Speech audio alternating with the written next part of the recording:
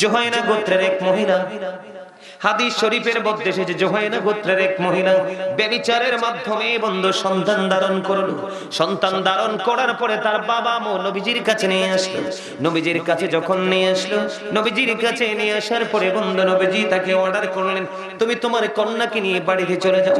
বাড়িতে চলে গেলেন, সুন্দর করে তাকে লালন পালন করতে থাকো, তার সেবা যত্ন করতে থাকো।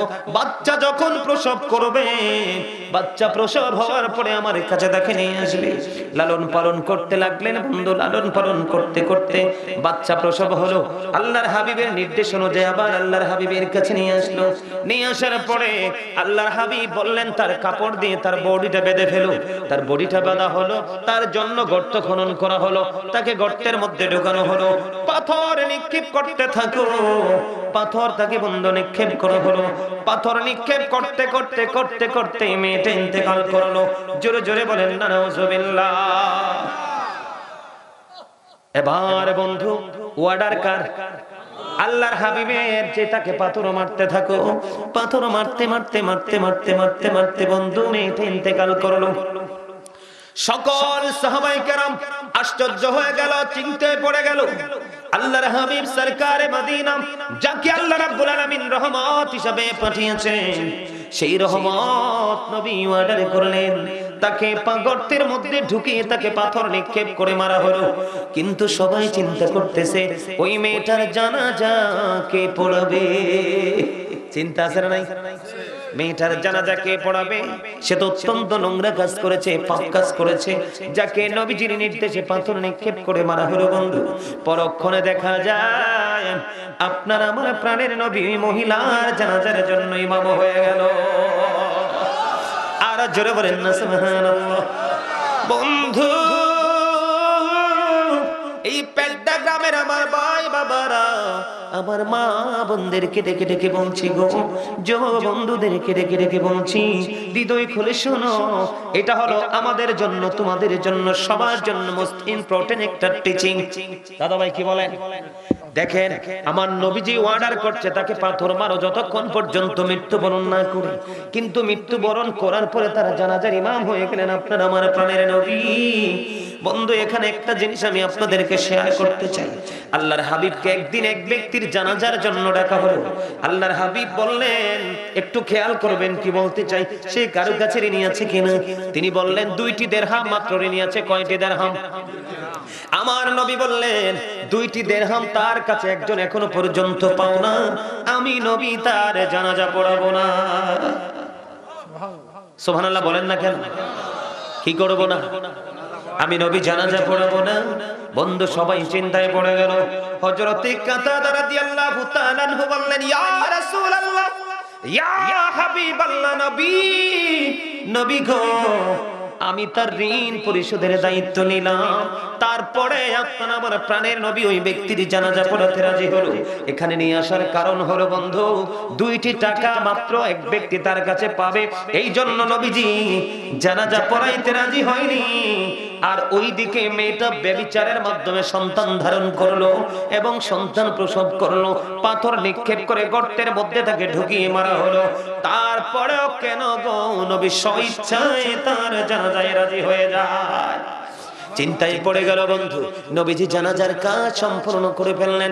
কেউ তো সাহস করে না, কেমন করে গো প্রাণের নবীকে প্রশ্ন করব? নবীকে প্রশ্ন করার মতো এত বড় দুঃসাহস কারোরই নেই। হযরতে ওমর অত্যন্ত দূরদর্শী ছিলেন, অত্যন্ত সাহসী ছিলেন বন্ধু।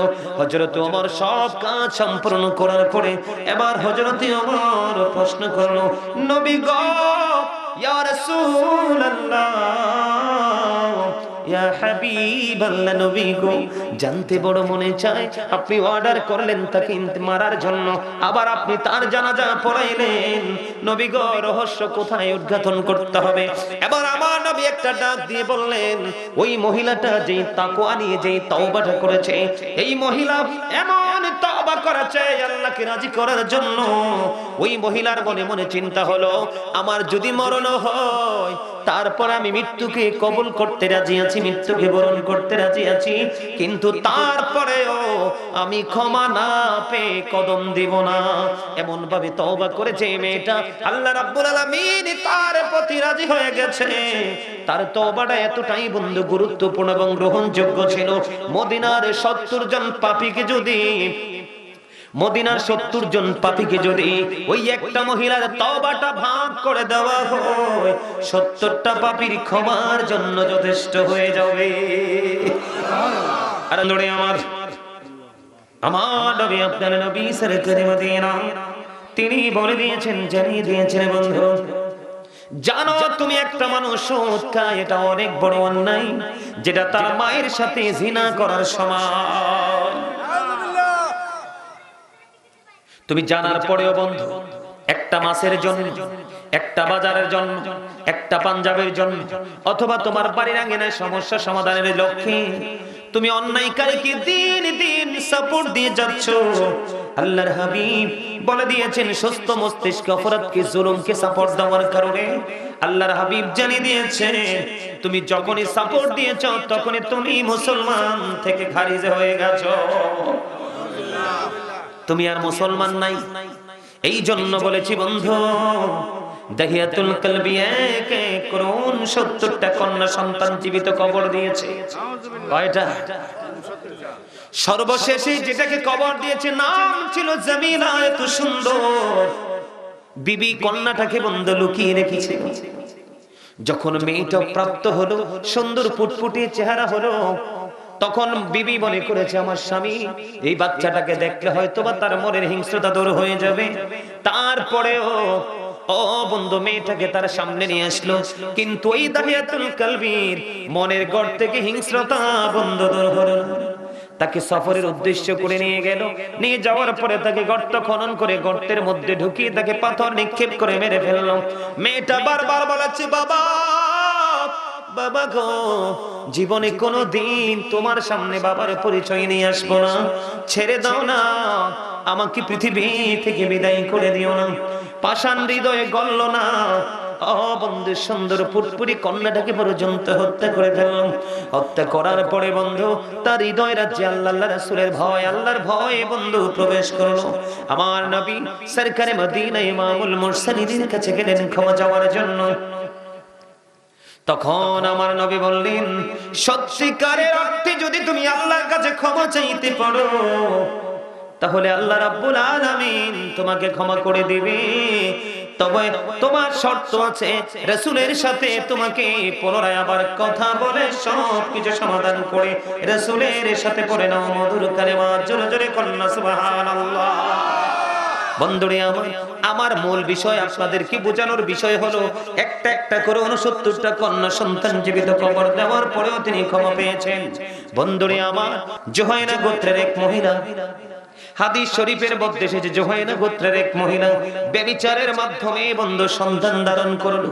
সন্তান ধারণ করার পরে তার বাবা নবীজির কাছে নিয়ে আসলো। নবীজির কাছে যখন নিয়ে আসলো, নবীজির কাছে নিয়ে আসার পরে বন্ধু নবীজি তাকে অর্ডার করলেন, তুমি তোমার কন্যাকে নিয়ে বাড়িতে চলে যাও। বাড়িতে চলে গেলেন, সুন্দর করে তাকে লালন পালন করতে থাকো, তার সেবা যত্ন করতে থাকো। বাচ্চা যখন প্রসব করবে, বাচ্চা প্রসব হওয়ার পরে আমার কাছে তাকে নিয়ে আসবে। লালন পালন করতে লাগলেন বন্ধু। লালন পালন করতে করতে বাচ্চা প্রসব হলো। আল্লাহর হাবিবের নির্দেশ অনুযায়ী আবার আল্লাহর হাবিবের কাছে নিয়ে আসলো।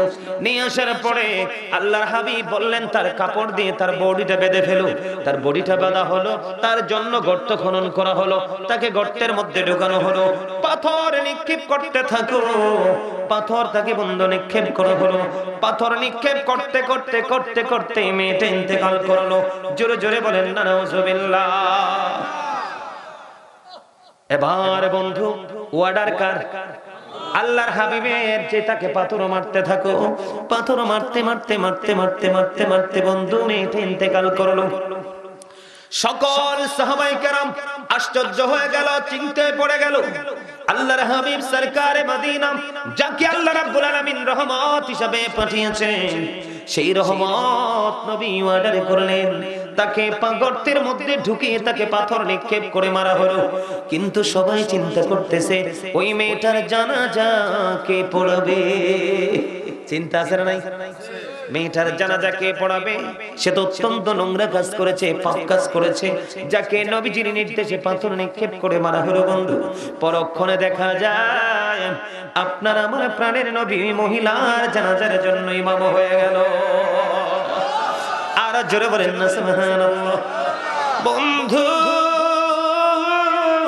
এই পেড্ডা গ্রামের আমার ভাই বাবারা, আমার মা বোনদেরকে ডেকে ডেকে বলছি গো, যুব বন্ধুদেরকে ডেকে ডেকে বলছি, হৃদয় খুলে শোনো, এটা হলো আমাদের জন্য, তোমাদের জন্য, সবার জন্য মোস্ট ইম্পর্টেন্ট একটা টিচিং।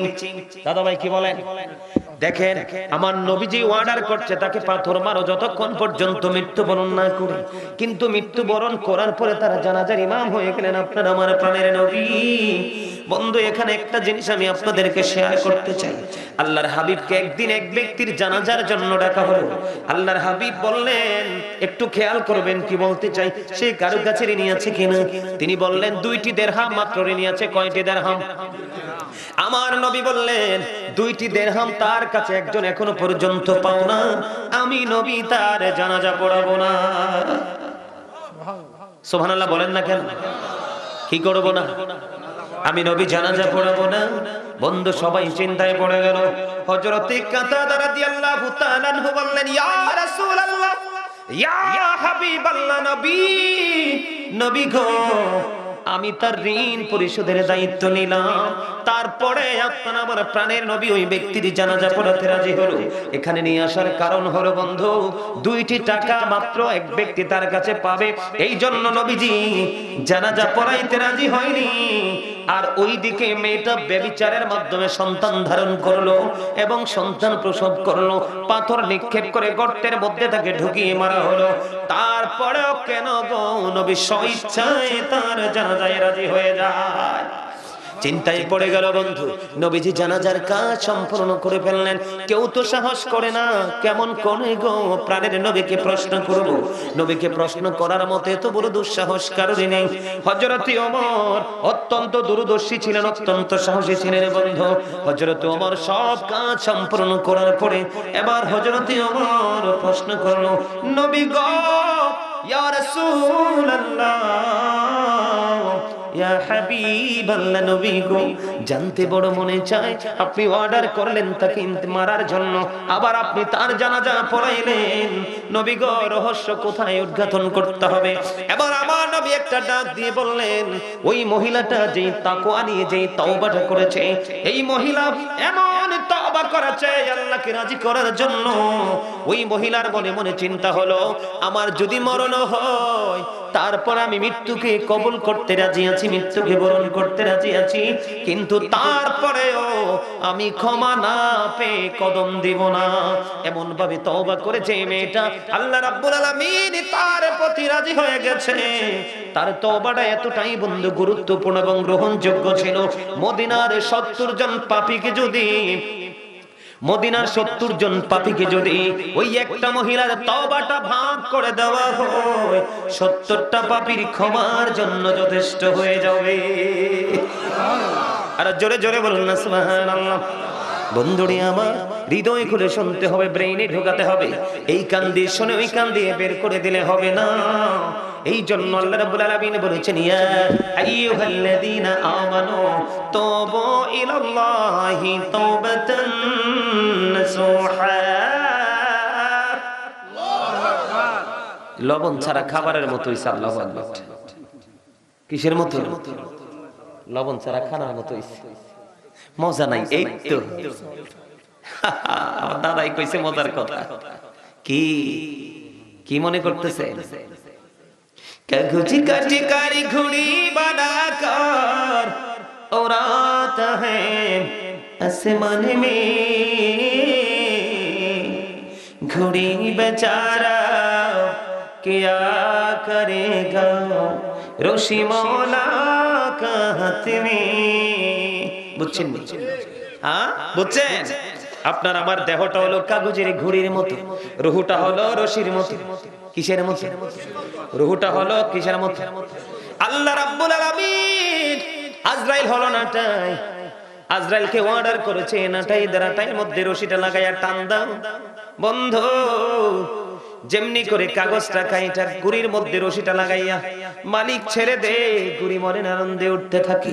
মালিকের যখন সময় হয় মালিক নাটাই ধরে টানতে থাকে রে, গুড়ি মালিকের হাতে আসতে বাধ্য। ঠিক তুমি আমি আমরা সবাই বন্ধু ঠিক কাগজের ঘড়ির মতো, আত্মাটা হলো রশির মতো, আজরাইল হলো নাটাইয়ের মতো। আজরাইল অর্ডার করতে দেরি আল্লাহ রাব্বুল আলামিন তাৎক্ষণিকভাবে প্রাণ পাখি নিয়ে যেতে দেরি করবে না। এই জন্য আল্লাহ রাব্বুল আলামিন বলে দিয়েছেন, যখন তোমার কেউ ছিল না তখন ছিলাম আমি, এখন তোমার সব হয়েছে পর হয়েছে আমি। যখন তোমার কেউ রবে না রব শুধু আমি, আমার কাছে আসতে হবে মনে রেখো তুমি। তোরা চাস নেকেছো কারো কাছে খোদার মদদ ছাড়া, অন্যের ওপর ভরসা ছেড়ে নিজের পায়ে দাঁড়া। জোরে জোরে কন্যা ঠিক না বেঠে? আপনি মরে যাওয়ার পরে আপনার সন্তান হাদিয়া পাঠাবে, স্বপ্ন কল্পনা দেখেন না। যেই দুনিয়া আসছে আপনার সন্তান বলবে বাবার কবর জিয়ারত করা বেদাত, দেওয়া তো থাক দূরে। এই জন্য বলছি এখনো সময় আছে বন্ধু, জোগাড় করে কবরে যান বন্ধু। উপায় নাই, পদ্মা মেঘনা যমুনার তীরে কত ঢেউ চলে যায় আসে না তো ফিরে। বলেন পদ্মা মেঘনা যমুনার তীরে কত ঢেউ চলে যায় আসে না তো ফিরে। আমিও চলে যাব এমনি করে, আসবো না কভু ফিরে।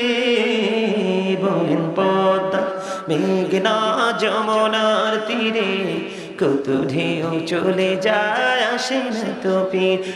আমিও চলে যাব এমনি করে, বলেন আমিও চলে যাব এমনি করে, আসবো না কভু ফিরে। বলেন পদ্মা সবাই কত ঢেউ চলে যায় আসে না তো ফিরে। মারহাবা বলেন ঠিক না বেঠি? আরে জোরে। আমার প্রাণ পাখি রে, আমার কালো ময়না রে, একদিন তো যাইবা পাখি ওড়িয়া, একদিন তো যাইবে পাখি ছাড়িয়া। বলেন আমার প্রাণ পাখি রে, আমার কালো ময়না রে, আমার প্রাণ পাখি রে, একদিন তো যাইবা পাখি ছাড়িয়া, একদিন তো যাইবা পাখি ওড়িয়া। বড়ই পাতার গরম পানি গোসল করাইয়া আলি, সাদা কাপড় দিবে তোমায় পরাইয়া, সাদা কাপড় দিবে তোমায় পরাইয়া। আমার প্রাণ পাখি রে, আমার কালো ময়না রে,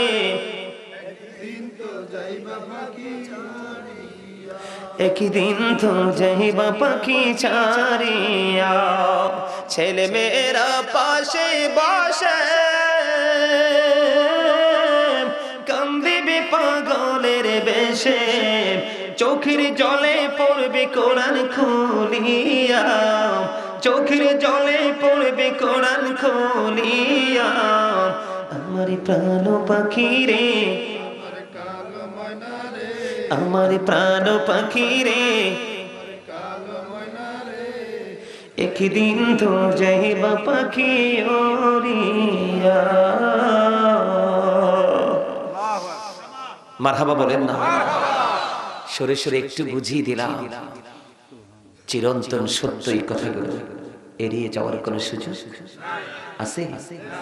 আরে কত নিষ্ঠুর হবে মানুষ, আপনাকে বাঁশবাগানে রেখে আসবে, কেউ খবর নিবে না বাবা কেমন আছে। রেখে আসবে পাহাড়ের চূড়ায়, কত কষ্ট করে পৃথিবী তাকে গুছিয়ে দিয়ে গেছেন, কিন্তু সেই পৃথিবী গিয়ে এতটাই পাগল হবে, প্রিয় স্বজন মা বাবা কেমন আছে কি খবর নেবে না, কিচ্ছু কাজে লাগবে না তো। এই জন্য বলছি একটু মন দিয়ে কথাগুলো শোনো, ব্রেইনে একটু সেট আপ দিয়ে রাখুন। আমার মনে হয় জীবনের পথ চলা চেঞ্জ করা সম্ভব হবে, বদলানো সম্ভব হবে। সম্মানিত উপস্থিতি, ওয়াজ তো বিবেকবান মানুষের জন্য, ওয়াজ তো গানী মানুষগুলোর জন্য, গানহীনদের জন্য নয়। লেকচার সেন্স এবিলিটি সম্পন্ন পার্সনদের জন্য, সেন্সলেসদের জন্য নয়। আমার কথা বুঝতে পারছে বন্ধুরে আমার? বেবিচারের মাধ্যমে সন্তান ধারণ করলো, প্রসব করলো, তারপরেও যদি নবীজি তার ইমাম হয়, তাহলে ওর চেয়ে দামি আর কে হতে পারে? ঠিক না বেটি? তাহলে তার পাওয়ারটা, মর্যাদাটা বাড়লো কেমন করে? শুধুমাত্র তওবা, আল্লাহর কাছে ক্ষমা চাওয়ার কারণে। জোরে জোরে বলুন না সুবহানাল্লাহ। বিরক্ত হন? আরেকটু কি এই বিষয়টা নিয়ে আরেকটু কথা বলবো? আল্লাহর হাবিব জানিয়ে দিয়েছে, কেউ যদি ক্ষমা চাইতে গিয়ে, আল্লাহর কাছে ক্ষমা চাইতে গিয়ে মাসির মাথার সমপরিমাণ একটা ফোঁটা চোখের পানি যদি ফালায় রে, জাহান্নামের আগুন তার জন্য হারাম হয়ে যাবে। জোরে জোরে বলুন না সুবহানাল্লাহ। বন্ধুরে আমার, ধরেন আপনার একটা ওট নিয়ে আপনি সফরে বের হলেন। হাদিস শরীফের মূল ভাষাটা কি? আপনি যখন সফরে বের হলেন, সফরে বের হওয়ার পরে বন্ধু হঠাৎ করে আপনার ওটটা হারিয়ে গেল। উটের পিঠে আপনার খাবার দাবার, পোশাক আশাক, পানীয় সব কিছু উটের পিঠে। আপনি বন্ধু খুঁজতে খুঁজতে খুঁজতে খুঁজতে পাগল হয়ে গেলেন। ওট হারিয়ে যাওয়া মানে আপনার সব হারিয়ে যাওয়া। আপনি কোনোভাবে ওটটাকে খুঁজে পাচ্ছেন না। ক্লান্ত হয়ে একটা গাছের ছায়ার নিচে আপনি তন্দ্রাচ্ছন্ন হয়ে বসে রইলেন। হঠাৎ করে চোখ খুলে দেখলেন আপনার ওটটা আপনার কাছে এসে হাজির হয়ে গেছে। কি হয়ে গেছে? তখন আপনি খুশি হবেন নাকি বেজার হবেন? আমার নবীজি বলেছেন, হারিয়ে যাওয়া ওট ফিরে পাওয়ার পরে উটের মালিক যত বেশি খুশি হয়, তার চেয়েও বেশি খুশি হয় বান্দা পাপ করার পরে যখন আল্লাহর কাছে ক্ষমা চায়। জোরে জোরে বলুন না সুবহানাল্লাহ। হাদিস শরীফের মধ্যে এসেছে, তিনি ওটটা ফিরে পাওয়ার পরে এত বেশি খুশি হয়েছে। আল্লাহর হাবিব বলেছেন, তিনি এত বেশি খুশি হয়েছেন, তিনি বলতেছেন, আল্লাহ গো, তুমি আমার, আমি তোমার রব, তুমি আমার বান্দা। জোরে জোরে বলুন আল্লাহু আকবার। কথা কি বুঝতে পারছেন? ওনার বলার কথা ছিল কি? তুমি আমার রব, আমি তোমার বান্দা। কিন্তু উনি ওটা ফিরে পাওয়ার পরে এত বেশি খুশি, এত বেশি আনন্দিত হয়েছে, তিনি বলেছে, আমি হইলাম তোমার রব, তুমি আমার বান্দা। জোরে জোরে বলুন না আল্লাহু আকবার। খবর মজার না বন্ধুরি আমার? বোঝানোর জন্য বলছি। আমি আপনাদেরকে আরেকটা হাদিস শরীফ বলছি, রাবির কথা বলবো না, আপনারা মনটা দিয়ে শুনেন। এক ব্যক্তি বন্ধু 99টা খুন করলো। কয়টা? হাদিস শরীফ বুখারী এবং মুসলিম শরীফের মধ্যে এসেছে বন্ধু। কয়টা খুন? 99টা খুন করলো। খুন করার পরে বন্ধু তিনি একজনের কাছে জানতে চাইলেন, আমি 99টা খুন করছি, আল্লাহ ক্ষমা করবে কিনা? কয় না, এত বড় পাপের ক্ষমা নাই। তিনি সঙ্গে সঙ্গে ওই ব্যক্তিকে পর্যন্ত হত্যা করে ফেলেছে। কয়টা হইল? 100টা খুন করলো। 100 খুন করার পরে আল্লাহর প্রিয় বুজুর্গের কাছে জানতে চাইলেন, আমি একটা একটা করে 100টা 100 খুন করেছি, 100টা খুন করেছি, আল্লাহ আমাকে ক্ষমা করবে কিনা? এবার তিনি বললেন, ক্ষমা করবে, তবে তুমি যেখান থেকে এসেছো সেখানে আর ফিরে যেতে পারবে না। আমি যে রাস্তা দেখিয়ে দেব সেই রাস্তায় তুমি অগ্রসর হবে, কারণ সেই জায়গার সব মানুষ আল্লাহর গোলামিতে নিয়োজিত। এবার ওই কি করলেন, যিনি হত্যাকারী, যিনি আল্লাহওয়ালা বুজুর্গ লোক দেখিয়ে দিয়েছেন তুমি এই পথে হাঁটো, তিনি ওই পথে হাঁটতে শুরু করলেন। হাঁটতে হাঁটতে হাঁটতে হাঁটতে বন্ধু পথের মধ্যখানে, কোথায়? পথের মধ্যখানে দুই দল ফেরেশতা আসলো। এক দল গজবের, আরেক দল হলো কিসের? নিয়ামতের।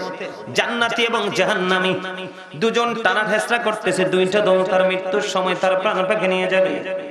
যারা জান্নাতি তারা বলতেছে সে পাপের জগৎ ছেড়ে এসেছে, আর যারা জাহান্নামী তারা বলতেছে না না, তার প্রাণটা আমরা কেড়ে নিব, অনেক বড় পাপী।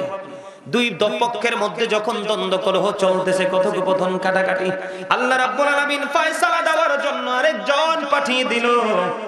ও বন্ধু, পাঠিয়ে দেওয়ার পরে আল্লাহর হাবিব আল্লাহ হাবিব জানিয়ে দিয়েছেন যখন আরেকজন আসলো কই দুই পক্ষের সমাধান আমি দিব। কি দিব? দুই পক্ষের সমাধান আমি দিব। দুই দিকে রাস্তা মাপা হোক। কি করা হোক? দুই দিকে রাস্তা মাপা হোক। যেই দিকের রাস্তা কম হবে রে সেই দিকের ফেরেশতাই তার প্রাণ পাখিটা কেড়ে নিবে। সুবহানাল্লাহ। কি হবে বন্ধুরে আমার? কবরটা কেমন মজার দেখেন। আল্লাহ রাব্বুল আলামিন আল্লাহর প্রিয় বান্দা তওবাকারীকে যারা অন্যায় থেকে বের হয়ে আলোর দিকে আসতে চান না তাদেরকে তো পছন্দ করেন। আল্লাহ রাব্বুল আলামিন এমন ভাবে বন্ধু বুদ্ধি শিখিয়ে দিল, যেই দিক থেকে এসেছেন ওই দিকের রাস্তাটা হয়ে গেল একটু কম, আর যেই দিকের রাস্তাটা এই দিকে চলে গেল ওই দিকের রাস্তাটা একটু বেশি চলে গেছে। জোরে জোরে কন্যা সুবহানাল্লাহ। তার মানে জান্নাতি নিয়ামতের দিকে একটু বেশি চলে গেছে। হাদিস শরীফের মধ্যে এসেছে মাত্র আধা হাত। কত হাত? কথা বলেন কত হাত? মাত্র আধা হাত তিনি বেশি চলে গেল। আল্লাহর হাবিব জানিয়ে দিয়েছেন আধা হাত বেশি যাওয়ার কারণে আল্লাহ রাব্বুল আলামিনের ওয়ার্ডার অনুযায়ী জান্নাতীদের পক্ষ হাতে তার প্রাণ পাখি নিয়ে গেছে। রহমতের ফেরেশতা তার প্রাণ পাখি নিয়ে গেছে। বন্ধু আল্লাহ রাব্বুল আলামিন একদিকের জমিনকে বলছে তুমি বড় হয়ে যাও, আরেক দিকের জমিনকে বলছে ছোট হয়ে যাও। আল্লাহর উদ্দেশ্য হলো আমার বান্দা অপরাধ করছে তো কি হয়েছে, সে কিন্তু এখন অপরাধ থেকে মুক্তি পেতে চায়। তাহলে আমাদের পাপ আছে না? আমাদের পাপ ক্ষমা হবে কিভাবে? আমাদের পাপ থেকে আমরা মুক্তি পাবো নামাজের মাধ্যমে। এক ব্যক্তি ভুল করে এক মহিলাকে চুমু খেয়েছে। চুমু খাওয়ার পরে মনে হয়েছে সেটা অনেক বড় অন্যায় করেছে। হাদিস শরীফের মধ্যে এসেছে আল্লাহ রাসূল বলেছেন তুমি চুমু খেয়েছো, পাপ থেকে মুক্তি পেতে চাও, তুমি বেশি বেশি করে নামাজ পড়ো। জোরে বল না সুবহানাল্লাহ। আরে ভাই আমি কি বলবো বলছি, এদিকে দেখেন। হযরত আবু যর রাদিয়াল্লাহু তাআলা আনহু থেকে হাদিস বর্ণিত, আমার নবী শীতের দিনে বের হলো। বের হওয়ার পরে দেখবেন শীতের দিনে গাছের পাতা ঝরে যায়, কিন্তু যায় কি যায় না? আমার নবী দেখলেন গাছের পাতা জোরে জোরে পড়ছে। নবীজি গাছের ডালে ধরলেন, ধরার পরে আবু জরকে ডাক দিলেন, রে আবু জর। আবু জর উত্তর দিল লাব্বাইকা ইয়া রাসূলুল্লাহ আমি হাজির।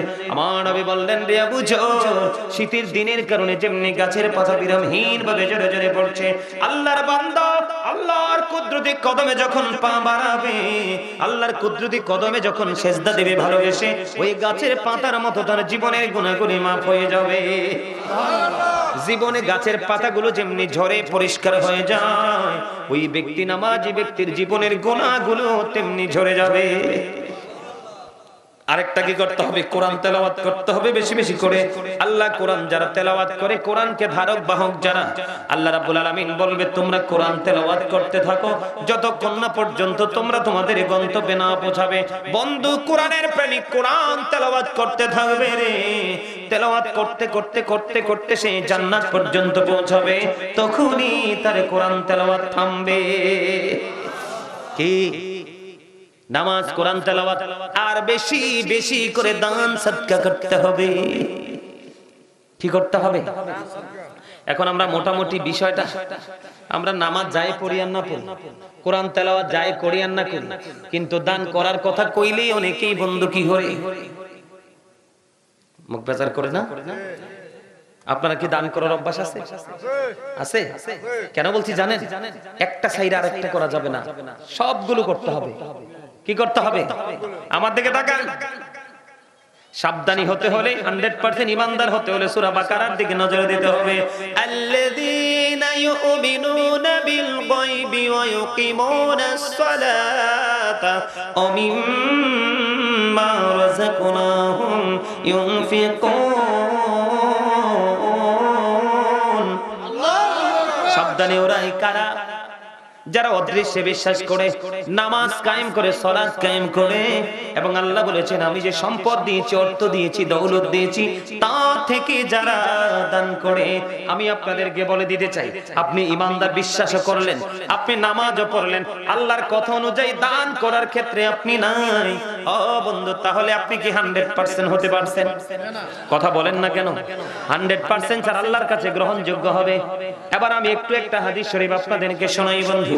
আব্দুল্লাহ ইবনে মাসউদ রাদিয়াল্লাহু তাআলা আনহু থেকে হাদিস খানা বর্ণিত, আমার নবী আপনার নবী দু জাহানের বাদশা নবী। আজকে আমি যেমনি আপনাদের সামনে কোরআন হাদিসের কথাগুলো বলতেছি, তেমনি ভাবি আল্লাহর হাবিব সমস্ত সাহাবায়ে কেরাম যারা ছিলেন তাদেরকে প্রশ্ন করলেন, তোমাদের মধ্যে এমন কি কেউ আছো যে নিজের সম্পদের চাইতে ওয়ারিসের সম্পদ বেশি পছন্দ করো? সাহাবায়ে কেরাম বললেন, ইয়া রাসূলুল্লাহ, ইয়া হাবিবাল্লাহ, নবী গো, আমাদের মধ্যে এমন তো কেউ নেই যে নিজের সম্পদের চাইতে ওয়ারিসের সম্পদ বেশি পছন্দ করে। এবার আমার নবী আবার পুনরায় বলতে লাগলেন, তাহলে শোনো। আমার নবী বললেন, ইন্তেকাল করার আগে তোমরা যা আল্লাহর পথে খরচ করে যাবে, ব্যয় করে যাবে, এগুলোই হলো তোমার সম্পদ, আর যা পৃথিবীতে রেখে যাবে তা হলো তোমার ওয়ারিসের সম্পদ। আল্লাহু আকবার বলেন না? আরে আরো জোরে। আমি মনে হয় হাদিস শরীফের মূল ভাষাটা আপনাদেরকে বুঝাইতে পারিনি। আমি বুঝাইতে চাই আল্লাহ রাসূল কি বলতে চাইছে। মানে আপনি আমি পৃথিবীতে থাকতে যা দান করে যাব, এগুলো হলো একক আমার সম্পদ, আপনার সম্পদ। কার? কিন্তু আপনি মরে যাবেন, কবরে চলে যাবেন, আপনার বাড়ি থাকবে, গাড়ি থাকবে, সোনা গয়না, টাকা পয়সা থাকবে। আল্লাহর হাবিব বলেছেন এগুলো তোমার না, কারণ কবর থেকে ফিরে এসে তুমি আর দাবি করতে পারবা না, নিতেও পারবা না। এগুলো হয়ে যাবে অন্য আরেকজনের সম্পদ, তোমার ওয়ারিস যে আছে, পরবর্তী জেনারেশন তার। তাহলে আপনি কি নিজের পথে নিজের সম্পদ জোগাড় করবেন না অন্যেরটা? আগে নিজেরটা। ঠিক কিনা বলে? আরো জোরে বলে, আরো জোরে। আগে কোনটা? তাহলে আমি আইসা দেখলাম আজকে আপনাদের মসজিদের অবস্থা একেবারে খারাপ। রিকশা যদি চালায় মানুষ খায় রে, রিকশা চালানো টাকা দিয়ে যদি প্রতিদিন একটা পান করে মসজিদ করে, বন্ধু, এমন মসজিদ থাকার কথা না। আপনারা তো জানেন না, হাদিস শরীফের মধ্যে এসেছে আল্লাহর হাবিব বলেছে, আল্লাহর হাবিব বলেছে পৃথিবীর বুকে ছোট্ট হোক বড় হোক, মাটি দিয়ে হোক, টিন দিয়ে হোক, আর বিল্ডিং দিয়ে হোক, কেউ যদি দুনিয়ায় মসজিদ বানায় রে, আমার আল্লাহ খুশি হইয়া ওই মসজিদ বানায় যিনি সাপোর্ট দিয়ে থাকে, হেল্প করে থাকে, তাদের জন্য আল্লাহ জান্নাতে ঘর বানায়। আপনি আমি কি চিরকাল থাকতে পারবো? আরো জোরে বলেন, থাকতে পারবো? আমার মোবাইলটা তো আমার পিচ্চির কাছে। আমার গ্রামে 30 বছরের একটা পুরনো মসজিদ। আপনারা অনলাইনে কি আমার আলোচনা শোনেন কিনা এখানকার মানুষ আমি জানি না। শুনে আপনারা কি দেখছেন অনলাইনে একটা মসজিদ আসছে? ভিডিও দেখছেন? এই মসজিদটা 30 বছর পরে মসজিদের পাশে বিশাল একতলা বিল্ডিং, কত সুন্দর। পাশে পাশে ও পাশে বিল্ডিং, বড় বড় ছাদ দিয়ে বহুতল ভবন হচ্ছে। মসজিদে মিটারও নাই। কি নাই? মসজিদে মিটার নাই। মসজিদের মাটির দেয়াল ভেঙে যাচ্ছে, চালগুলো ভেঙে পড়তেছে। মানে এই বছর মানুষ নামাজ পড়ার মতো কোনো ব্যবস্থাই, জানালাগুলো একবারে গুণ খাইতে খাইতে একবারে ধ্বংস করে দিছে। আমি দীর্ঘদিন প্রায় 8-10 বছর পরে আমি আমার গ্রামে গেছি। দীর্ঘ 8-10 বছর পরে যাওয়ার পরে আবার মুরব্বি থাকে না কিছু প্রেমিক, ওরা তো জড়ায় ধরছে, বাবা আমাদের মসজিদে তো মিটার নেই। এক সপ্তাহ পরে মিটারের টাকা পাঠিয়ে দিলাম, মিটার নামাইলো, ওরা তো মহা খুশি। এবার ধরছে আমার এক চাচা, মানে কানতেছে আর বলতেছে, বাবা মরার আগে কি মসজিদ দেখে মরবো না? যেখানে যাই সেখানে মসজিদ দেখলে অন্তর শীতল হয়। তখন আমার গ্রামের মসজিদের দিকে আমি তাকায় থাকি, আহারে কয় কোনোদিন স্বপ্ন তো থাক দূরে, দুঃস্বপ্নও দেখিনি যে আমার এই গ্রামে মসজিদ হবে। আমি গুনাহগার, আল্লাহ আমাকে হয়তো কবুল করছে না। খান্দা মানুষ। আজকে 6 মাস চলতেছে। এই মাসে কয় মাস? 6 মাস রানিং চলতেছে। আশা করি আগামী 1 মাসের মধ্যেই আমরা মসজিদে জমা পড়তে পারবো। আমি গুনাহগার। যেই বাজেট নিয়ে নামছিলাম, বাজেট 2 গুণ ছাড়িয়ে গেছে, তারপরে হতাশ হইনি। কি হইনি? আল্লাহু খায়রুল মাকিরিন। আল্লাহ শ্রেষ্ঠ ক্ষমতার মালিক, কৌশলের মালিক। আল্লাহ বলে কোন হয়ে যাও, ফায়াকুন হয়ে যাবে। অস্বীকার করতে পারবো? সে বিশ্বাস নিয়ে গিয়েছি। কত সুন্দর মসজিদ। একবারে দেখবেন, আপনারা যেহেতু অনলাইনে আছেন, দেখবেন আমি আমার খুব শখের এইটা জিনিস, খুবই ভালো লাগে এবং ভালোবাসার জিনিস। আমি দেখবেন এটা অনলাইনে দিব, যেদিন উদ্বোধন করব বিশাল আকারে আমরা মাহফিল করে উদ্বোধন করব জুমার মাধ্যমে। সম্মানিত উপস্থিতি, আপনাদেরকে আজকে বলে গেলাম, দেখবেন দৃষ্টিনন্দন একটা মসজিদ হবে। ডিজাইনটা একেবারে অত্যাধুনিক। কারণ আমি মনে করি আমি আজকে যা অর্জন করেছি তা রেখে যাবো, একটাও পাঞ্জাবির কোনায় করে নিতে পারবো না, নিলেও কাজে লাগবে না। কারণ ফেরেশতারা তো ঘুষ খায় না। খায় ঘুষ খায়, আরে জোরে খায় ঘুষ খায়, দেওয়া যায়? নাউজুবিল্লাহ নাউজুবিল্লাহ। তা আমি বিশ্বাস করি আমার এটাই সঙ্গী। কিছুদিন আগে আমার একটা জ্বর হয়েছে খুব বড়, তো এত জ্বর হয়েছে পাশের রুমের কাউকে আমি ডাকি না, মানে আমি একটু পরে পরে শুধু ওয়াশরুমে যাই আর হাত মুখ ধুই, কারণ জ্বর যখন আসবে তখন ঠান্ডা কাপড় দিয়ে মুছবেন, জ্বর কন্ট্রোলে থাকবে। জ্বর মানেটা কোনো রোগ নাই, তাপ। কি আল্লাহ কি নিয়ে যাব কবরে, মনে হয়েছে কিছুই করি নাই। পরে যখন আমি আমার মসজিদের দিকে তাকাইছি তখন আমি বললাম শক্ত একটা খুঁটি আছে, আল্লাহর কাছে দেখুম আল্লাহ এটা কইরাইছি। আলহামদুলিল্লাহ বলেন না? আল্লাহ কিন্তু আপনাকে আমাকে একটা উসিলা দিয়েই মুক্ত করবে, উসিলা দিয়ে জান্নাতে যাওয়ার ঘোষণা দিবে। কথা কি বুঝতে পারছেন? আপনাদের এই বাড়ির আঙ্গিনায় এত সুন্দর একটা মসজিদ, এই মসজিদটাতে আপনারা কি একটু সবাই শারীরিকভাবে, মানসিকভাবে, আর্থিকভাবে কি একটু হেল্প করবেন? আল্লাহ রাসূল বলেছেন পৃথিবীতে তোমরা দুই দলের সাথে কম্পিটিশন করো। কয় দল? একটা হলো ধর্মীয় শিক্ষায় শিক্ষিত হয়ে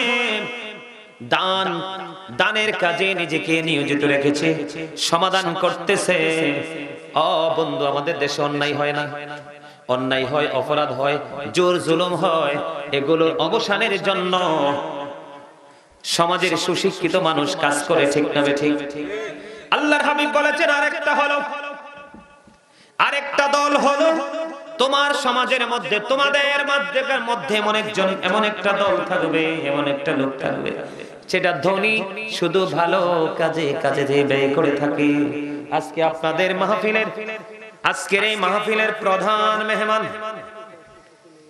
জনাব মোহাম্মদ শওকত সাহেব, বিশিষ্ট সমাজসেবক ও দানবীর পেড্ডা।